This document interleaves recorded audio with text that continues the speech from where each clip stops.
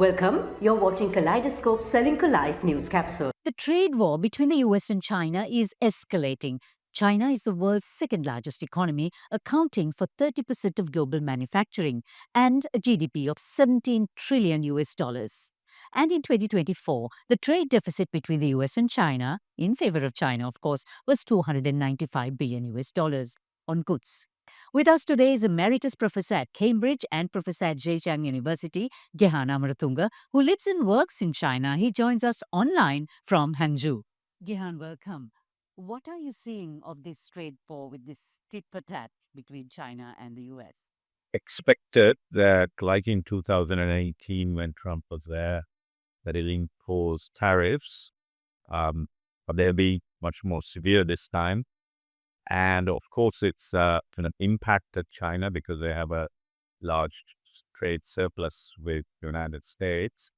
However, I don't think they're going to react in terms of, shall we say, caving in to the U.S. demands. They will try to start to negotiate, but I think the negotiating position at the moment is frozen because the tariffs were put unilaterally, right up to 125%, and now it's up to 245%. China hasn't reacted. They didn't react when the tariffs were at 30%, and I think that was a window for negotiation. But when it started going up to 50%, then they reacted as well. So right now it's a sort of face-off, I think, is what you see. So, having seen President Trump backtrack on the tariffs on smartphones and computers, do you see more backtracking taking place? There's a 90-day pause on the transshipment ups. A lot of Chinese goods go via Vietnam, Malaysia, and Cambodia. That's where she's visiting right now. And those have a 90-day moratorium.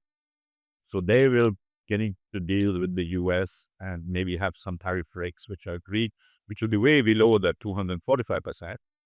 And that may be the face-saving gesture where the U.S. takes Chinese goods at a tariff of 20-30%, but via fifth countries. In 2024, the US imported a massive 439 billion US dollars worth of goods from China.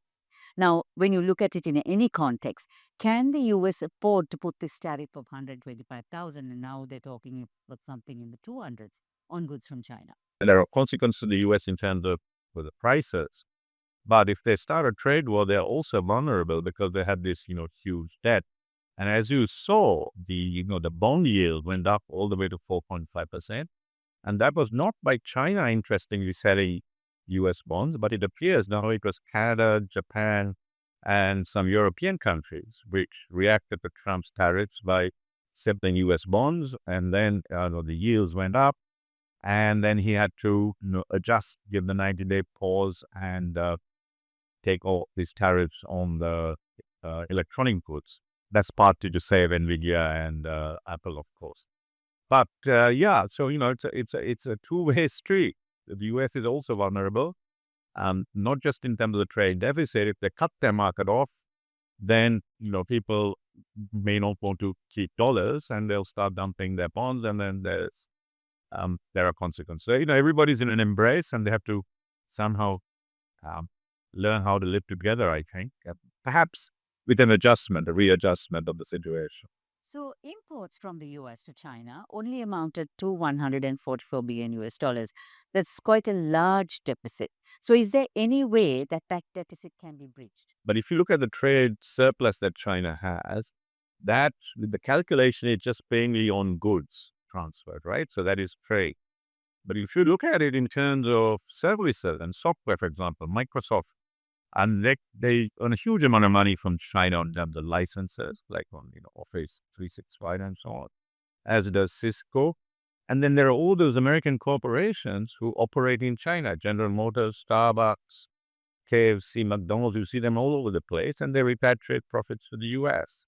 So I think it depends on how you calculate and where the surplus is. So there is, I'm sure there's still a surplus in favor of China, but the surplus, when you add everything in, may not be as much as it appears because they're only talking about goods, and a lot of the income transfer is through services. So, how are you seeing China responding to the US's stance? If you look at the political and propaganda hub in Beijing, it's all defiance. all right? That or China is a old civilization. We will survive. We have a huge market and so on.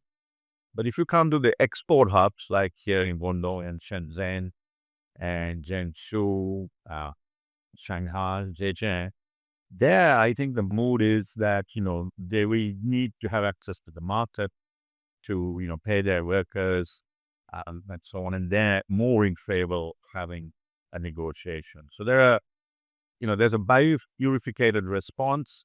And somewhere in the middle, I think there will have to be a negotiation because the consequences of not having access to the US market for a lot of Chinese exporters are really very consequential. And the Chinese economy is, trying to recover after housing bubble burst and also COVID through export. So, and otherwise they would be in recession. So that's the situation. That's the balance. Where do you think this trade war is heading? There are going to be unseen consequences, unexpected consequences. And one of those, I think, is that the United States is going to become more isolated, perhaps in Asia. On the other hand, the US will try to disconnect a lot of countries from Chinese influence, especially perhaps also in Latin America and Africa. So I think the world is most probably going to split or based on this sort of trade into sort of political camps as well. Kaleidoscope is on YouTube, Facebook, Instagram, and LinkedIn. Remember to subscribe, follow, and like us for more.